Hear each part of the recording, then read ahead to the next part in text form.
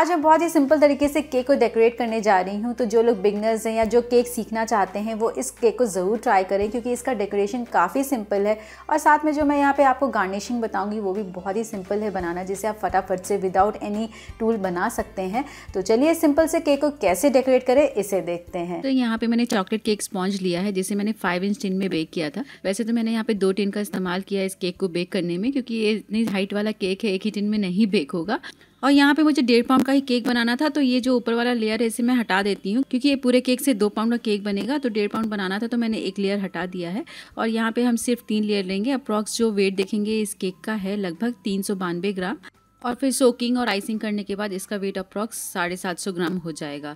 तो चलिए अब हम इसे असेंबल करते हैं। तो लेते हैं एक केक लेयर, और यहाँ पे जो मैंने केक स्पॉन्ज बनाया है वो मैंने कंडेंस मिल्क रेसिपी को फॉलो करके बनाया है, क्योंकि मेरे क्लाइंट को वही वाला केक चाहिए। तो कंडेंस मिल्क वाला केक कैसे बनाना है इसका लिंक डिस्क्रिप्शन में, आप वहाँ पे क्लिक करके देख सकते हैं। और यहाँ पे मैंने एक लेयर को बिल्कुल अच्छे से शुगर सिरप से सोक कर लिया है। और अब इसके ऊपर स्प्रेड करते हैं चॉकलेट गनाश। वैसे तो यहाँ पे चॉकलेट गनाश स्प्रेड करना बिल्कुल ऑप्शनल है, क्योंकि इससे केक का टेस्ट बहुत अच्छा आता है, इसलिए मैं यहाँ पे इस तरीके से इसे स्प्रेड कर रही हूँ। और अब इसके ऊपर स्प्रेड करते हैं चॉकलेट क्रीम, और इसी तरीके से हम सोकिंग करते हुए चॉकलेट क्रीम लगाते हुए तीनों केक को अरेंज कर लेंगे। वैसे तो इस केक का ऑर्डर मुझे न्यू ईयर पे ही मिला था, और बिल्कुल इंस्टेंट ऑर्डर मिला था। मॉर्निंग में मुझे ऑर्डर मिला था, जो कि मुझे इवनिंग में देना था। तो थोड़ा सा मेरे लिए डिफिकल्ट था, क्योंकि मैं बच्चों के लिए भी केक बना रही थी। पिछले वीडियो में मैंने दिखाया था कि मैंने कैसे बच्चों के लिए न्यू ईयर पे 2 टियर केक बनाया है, तो उसे आप ज़रूर देखिए। और ये वाला केक भी बहुत ही इंटरेस्टिंग है। तो यहाँ पर ये देखिए मैंने बिल्कुल अच्छे से इसकी क्रम कोटिंग कर ली है। और चलिए अब इसे हम फ्रिज में रख देते हैं आधे घंटे के लिए, जिससे कि ये अच्छे से सेट हो जाएगा। तो जब तक केक सेट हो रहा है तब तक चलिए हम गार्निशिंग बनाते हैं, जो कि हम केक के टॉप में लगाएंगे। तो बहुत ही सिंपल तरीके से यहाँ पे मैंने व्हाइट चॉकलेट और डार्क कंपाउंड लिया है, और इसे हम मेल्ट कर लेंगे। तो सबसे पहले हम लेते हैं डार्क कंपाउंड, इसे मैंने बिल्कुल अच्छे से मेल्ट कर लिया है माइक्रोवेव में। वैसे तो अगर आपके पास माइक्रोवेव नहीं है तो इसे आप डबल बॉयलर से भी मेल्ट कर सकते हैं। तो यहाँ पे गार्निशिंग बनाने के लिए मैंने ये OHP शीट लिया है। ये किसी भी स्टेशनरी शॉप में मिल जाएगी बहुत ही आसानी से। और OHP शीट के ऊपर इस तरीके से हम चॉकलेट को स्प्रेड करेंगे। अब यहाँ पे ध्यान रखना है कि यहाँ पे डार्क कंपाउंड में मैंने कुछ भी ऐड नहीं किया है, ना ही दूध ना ही पानी, कुछ भी ऐड नहीं करना है। सिंपल डार्क कंपाउंड को मेल्ट करके इसके ऊपर स्प्रेड करना है। तो ये देखिए मैंने बिल्कुल इवनली इस तरीके से इसे स्प्रेड कर लिया है। और अब इसे हम सेट होने के लिए रख देते हैं 10 मिनट के लिए। बस ध्यान रखना है कि यहाँ पे फ्रिज में नहीं रखना है, इसे हम सिर्फ रूम टेम्परेचर पे 10 मिनट के लिए ऐसे ही छोड़ देते हैं। तो 10 मिनट हो गया है, और ऊपर का जो हमारा चॉकलेट है ना वो बहुत अच्छे से सेट हो गया है। हाथ से टच करेंगे तो ये हमारे हाथ में नहीं लगेगा। अब इसे हमें शेप देना है ट्रायंगल का, तो इसे हम चलिए कट करते हैं। तो यहाँ पे इवनली कट करने के लिए मैंने ये स्केल लिया है, और इस तरीके से हम लाइंस बनाएंगे। तो हॉरिजॉन्टल और वर्टिकल लाइन दोनों ही हम बनाएंगे इस तरीके से। तो यहाँ पे मैंने ये बॉक्सेस बना लिए हैं, और ट्रायंगल शेप बनाने के लिए बीच से हम इस तरीके से कट लगा देते हैं, ताकि गार्निशिंग हमें ट्रायंगल शेप मिल जाएगा। तो इस तरीके से ये देखिए मैंने इसे कट कर लिया है, लेकिन अभी इसे हमें शीट से बाहर नहीं निकालना है, नहीं तो ये स्टिक हो जाएगा, निकलेगा नहीं। और अब इस टाइम इसे हम फ्रिज में 10 मिनट के लिए रख देते हैं, जिससे कि ये अच्छे से सेट हो जाएगा। और इसी तरीके से यहाँ पे मैंने व्हाइट चॉकलेट भी लिया है, इसे भी हम शीट के ऊपर स्प्रेड करते हैं। तो यहाँ पे मेरे पास थोड़ा कम व्हाइट चॉकलेट था, मुझे बहुत ज़्यादा चॉकलेट की ज़रूरत नहीं थी, इसलिए मैंने शीट में सिर्फ एक साइड ही स्प्रेड किया है, आधा ही शीट को कवर किया है। तो जितना गार्निशिंग बनाना हो ना उस हिसाब से आप शीट के ऊपर स्प्रेड कर सकते हैं। ज़रूरी नहीं कि आपको पूरे शीट को कवर करना है चॉकलेट से। अगर कम गार्निशिंग बनानी है, केक छोटा है, तो आप शीट को हाफ भी कट करके गार्निशिंग बना सकते हैं। लेकिन मेरे पास ये फुल शीट थी, तो मैं इसी के ऊपर आधा ही स्प्रेड कर ले रही हूँ। और सेम इसी तरीके से जब ये सेट हो जाएगा चॉकलेट, तो इसके ऊपर हम मार्किंग लगाएंगे। और चलिए इसे भी हम फ्रिज में 10 मिनट के लिए रख देते हैं, जिससे कि चॉकलेट अच्छे से सेट हो जाएगी। तो जब तक चॉकलेट सेट हो रही है तब तक हमारा केक भी रेडी हो गया है। और चलिए इसके ऊपर हम फाइनल कोटिंग करते हैं। तो यहाँ पे मैंने ये ऑफ वाइट कलर वाली क्रीम ली है। ये क्रीम कैसे बनाना है ये मैंने अपने पिछले वीडियो में बताया था, तो लिंक डिस्क्रिप्शन बॉक्स में आप वहाँ पे क्लिक करके जरूर देखिए कि ये ऑफ वाइट कलर के लिए मैंने कौन से कलर का इस्तेमाल किया है। और ये देखिए मैंने केक के चारों क्रीम को अच्छे से स्प्रेड कर लिया है। और अब हम लेते हैं स्क्रैपर, और इसे बिल्कुल अच्छे से स्मूथ करेंगे। वैसे आइसिंग से रिलेटेड जो भी टिप्स होती है ना, उसका भी मैंने एक वीडियो बनाया है, जिसका लिंक डिस्क्रिप्शन बॉक्स में, वहाँ पे क्लिक करके जरूर देखिए, ताकि आप बिल्कुल परफेक्टली आइसिंग कर सकें और कोई भी प्रॉब्लम नहीं आए। तो ये देखिए मैंने केक को बिल्कुल अच्छे से स्मूथ कर लिया है, बहुत ही अच्छी फिनिशिंग आई है।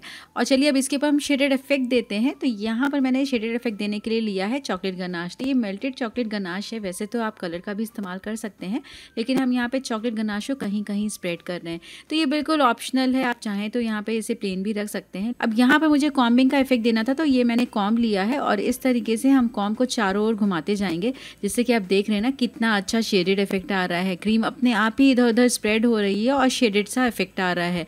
तो ये बहुत ही सिंपल सी टेक्निक है, ये आप किसी भी कलर के साथ भी कर सकते हैं, कोई भी केक के ऊपर, तो बहुत ही अच्छा लगेगा। और चलिए अब हम केक के एजेस को भी कवर कर लेते हैं। तो यहाँ पे मैंने 27 नंबर वाला नोजल लिया है और इस तरीके से हम स्टार बना लेंगे। तो यहाँ पे केक रेडी हो गया है। अब हम इसका डेकोरेशन करना है। तो अगर आपके पास टाइम है तो केक को आप 2 से 3 घंटे फ्रिज में रख दीजिए, जिससे कि अच्छे से चिल हो जाएगा। लेकिन जैसे मैंने बोला कि मुझे सुबह ही ऑर्डर मिला है, मुझे फटाफट से बनाना था, तो मेरे पास बिल्कुल भी टाइम नहीं था, इसलिए मैं तुरंत ही इसके ऊपर स्प्रेड कर रही हूँ चॉकलेट गनाश। तो यहाँ पे मैंने 100 ग्राम डार्क कंपाउंड में 100 ml फ्रेश क्रीम डालकर अच्छे से मेल्ट कर लिया है और दोनों को मिला के बन गया है गनाश, जिसे मैं इस तरीके से ऊपर में स्प्रेड कर रही हूँ और इससे हम देंगे ड्रिपिंग इफेक्ट। और ध्यान है कि जब गनाश आप स्प्रेड करें तो थोड़ा सा गर्म होना चाहिए, क्योंकि अगर ये ठंडा हो जाएगा तो थोड़ा सा सेट हो जाएगा, जिससे कि पोर करना डिफिकल्ट होगा। तो यहाँ पे गनाश बहुत ही हल्का सा गर्म है, तेज़ गर्म होने से क्रीम मेल्ट होगी। और ये देखिए कितने अच्छे से मैंने चॉकलेट गनाश को चारों ओर पोर कर दिया है और कितना अच्छा ड्रिपिंग इफेक्ट आया है। तो मुझे बस यही इफेक्ट देना था, इसलिए मैंने यहाँ पे ये चॉकलेट गनाश ऊपर से पोर किया है। तो यहाँ पे हमारा केक रेडी हो गया है। इसे मैं 10-15 मिनट फ्रिज में रख देती हूँ, जिससे कि जो चॉकलेट गनाश है वो सेट हो जाएगा। और चलिए हम देख लेते हैं गार्निशिंग हमारी सेट हुई है कि नहीं। तो ये देखिए, ये जो गार्निशिंग है बहुत अच्छे से सेट हो गई है और कितने अच्छे से ये शीट को छोड़ दे रही है, आप देख रहे हैं। और जहाँ जहाँ मैंने कट मार्क लगाया था वो बहुत ही आसानी से निकल जा रहा है। तो आपको जो भी शेप बनाना हो ना, इस तरीके से सिर्फ कट मार्क दे दीजिए तो ये अच्छे से शेप बन के निकल आता है। और अब इसके ऊपर हम थोड़ा सा गोल्डन इफेक्ट दे रहे हैं। तो यहाँ पे मैंने गोल्डन डस्ट लिया है और ब्रश से हम सिर्फ गोल्डन डस्ट को इस तरीके से स्प्रेड कर लेते हैं। तो यहाँ पे मैंने कुछ वोडका वगैरह नहीं ऐड किया है, क्योंकि जनरली जब हम पेंट करते हैं, जो जानते हैं केक बनाते हैं, उन्हें पता है कि डस्ट में हम थोड़ा सा वोडका डाल के पेंट करते हैं तो बहुत ही अच्छा कलर आता है। लेकिन चॉकलेट के ऊपर हम सिंपली इसी तरीके से शेड दे रहे हैं गोल्डन डस्ट से। गोल्डन डस्ट मार्केट में इजीली अवेलेबल है, ये एडिबल होता है। ये डस्ट केक के लिए स्पेशली मिलता है। आपको कोई भी पेंटिंग वाला डस्ट नहीं यूज करना है जो हम कॉपी के ऊपर करते हैं, ये बिल्कुल एडिबल है, ये ध्यान रखना है। तो इस तरीके से देखिए, मैंने गार्निशिंग के ऊपर सभी डस्ट को इवनली स्प्रेड कर लिया है और हल्का सा शेडेड ही दिया है, बहुत ज़्यादा डस्ट नहीं स्प्रेड किया, जिससे कि देखने में ये अच्छा लगेगा। तो मैंने डार्क और वाइट दोनों के ऊपर ऐसे ही स्प्रेड कर लिया डस्ट को। और ये देखिए, हमारा केक भी बहुत अच्छे से सेट हो गया है। तो चलिए अब इसके ऊपर हम लगाते हैं गार्निशिंग। तो इस तरीके से केक के ऊपर गार्निशिंग लगाते हैं। वैसे आप गार्निशिंग कैसे भी लगा सकते हैं। तो यहाँ पे मैंने पहले वाइट और डार्क वाली गार्निशिंग लगाई है और ऑल्टरनेट करके मैं इस तरीके से गार्निशिंग लगा रही हूँ। गार्निशिंग आपको जैसा मन चाहे वैसे आप यहाँ पे लगा सकते हैं। और यहाँ पे मैं केक के सेंटर में ही गार्निशिंग लगा रही हूँ और सभी गार्निशिंग को मैंने इस तरीके से अरेंज कर लिया है। ये देख रहे हैं ना आप, कितना सुंदर लग रहा है केक और कितना सिंपल है इसे बनाना। सिर्फ घर के सामानों से आप बहुत ही आसानी से इसे बना सकते हैं, ना ही कोई स्पेशल टूल मैंने लिया है। तो अगर आपको ये केक अच्छा लग रहा है तो कमेंट ज़रूर कीजिए। और यहाँ पे मुझे थोड़ा सा प्लेन लग रहा था, इसलिए मैं यहाँ पे थोड़े से एडिबल मोती स्प्रेड कर देती हूँ। वैसे अगर आपके पास ये वाली मोतियाँ नहीं है ना, तो आप यहाँ पे सिल्वर और गोल्डन बॉल्स भी एडिबल आते हैं, वो स्प्रेड कर सकते हैं, तो वो भी देखने में बहुत अच्छा लगेगा। तो इस तरीके से देखिए, बहुत ही सिंपल और सुंदर सा केक बनके रेडी हो गया है। और ये टोटल केक का जो वेट है ना, वो है 1.5 पाउंड। तो आप भी इस केक को जरूर ट्राई कीजिए और कमेंट करके बताइए कि आपको ये केक कैसा लगा। तो फ्रेंड्स, इससे पहले भी मैंने अपने हस्बैंड के बर्थडे पे बहुत ही सिंपल तरीके से केक को डेकोरेट किया था, तो इसे आप यहाँ पे क्लिक करके जरूर देखिए।